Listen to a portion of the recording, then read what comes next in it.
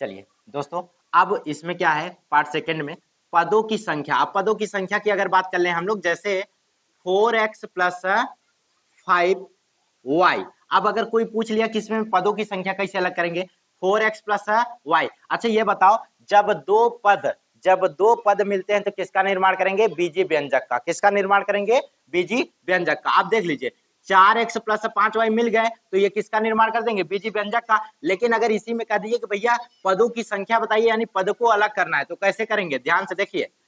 अब हमको करना क्या है, अगर पद की बात कर लें तो यहाँ पे 4x है और प्लस यहाँ पर क्या है 5y। तो इसको अगर अलग करना है तो प्लस 4x क्या कर देंगे, प्लस 4x कर देंगे। क्यों, कुछ लोग तो कहते हैं कि भैया बस केवल 4x कर दो, 4x 100% गलत करोगे आप, प्लस 4x बोलो। क्या बोलोगे, प्लस 4x कामा, फिर अगला क्या है, प्लस 5y। ये पदों की संख्या है। तो कितनी पद है भैया, 2। तो समझ जाएंगे। अगर दूसरा वाला बात कर ले हम, 3x plus 5y plus 7b। अब क्या करना है, अब इसको अगर अलग करना है तो आप कैसे अलग करेंगे, प्लस 3x कामा प्लस 5y कामा प्लस 7b। क्लियर हो गया, ये पदों की संख्या है। लेकिन ध्यान दें, इसी में कभी कभी आपसे पूछेंगे कि भैया गुणांक बताइए। जैसे गुणांक ज्ञात करना, क्या ज्ञात करना, गुणांक ज्ञात करना। अब गुणांक कैसे ज्ञात करोगे, करना। अब गुणांक कैसे ज्ञात करना है देखिएगा। जैसे अगर कोई कह दिया आपके पास question 5x square plus 3x, यानी 5x² प्लस 3x। अब इसमें गुणांक पूछ लिया किसका, मान लीजिए x² का गुणांक। किसका गुणांक पूछा, x² का गुणांक।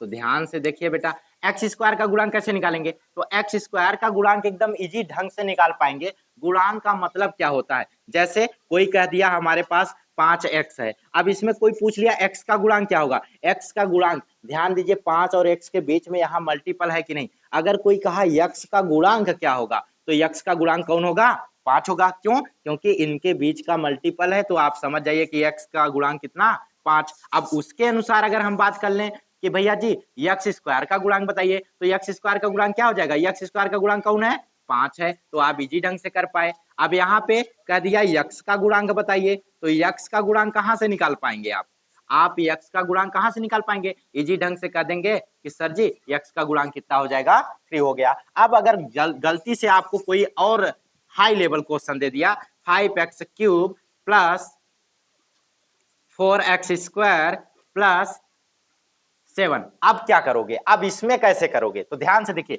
जैसे -5x³ है प्लस 4x² है प्लस यहाँ पर 7 है, यानी 7। तो अब इसमें से कोई पूछ लिया x³ का गुणांक बताइए, तो क्या करोगे, x³ का गुणांक निकालने के लिए इजी ढंग से नहीं निकाल पाओगे। x³ का गुणांक निकालना तो मेरे भाई कितना निकालोगे, -5 निकालोगे। क्या निकालोगे, -5। क्यों, क्योंकि x³ के बीच में यहाँ मल्टीपल है और उसके साथ कौन है, 5 है। लेकिन ध्यान दे, गलती से 5 नहीं है, -5 है। तो क्या हो जाएगा, -5। अब यहाँ पे पूछ लेगा x² का गुणांक, तो x² का गुणांक कैसे निकालेंगे, x² का गुणांक तो और इजी ढंग से निकाल पाएंगे। तो ध्यान से देखिए, x² है, अब इसका गुणांक कौन हो जाएगा, आप कहेंगे सर 4 हो जाएगा। अब ध्यान दे, प्लस यहाँ पे 7 है। एक कंडीशन, ये गजब का क्वेश्चन है कि भैया जी ये किसका गुणांक है। तो याद करो कि कोई भी अगर अचर है, कोई भी अगर चर है, इसके पावर 0 है तो इसका वैल्यू कितना होता है,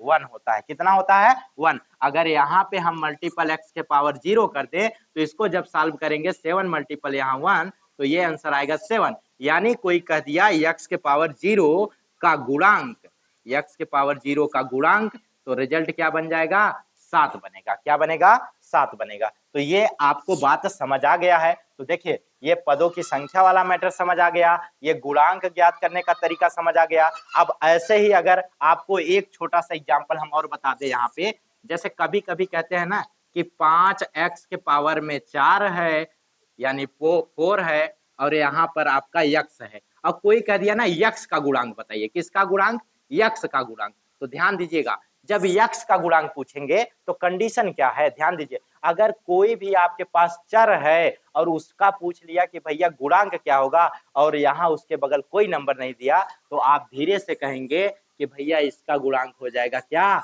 1, क्योंकि ये आप 1 हमेशा यहाँ पे छुपा सकते हैं या फिर रहता है, यानी x का गुणांक कितना हो जाएगा, 1। तो उम्मीद है कि ये आप लोग अपने कॉपी में राइट डाउन भी कर लिए होंगे, और अच्छा लग रहा है तो अपने मित्रों तक शेयर करें, और आपको इससे अच्छे अच्छे सवाल और लेकर आएंगे। तब तक के लिए जय हिंद।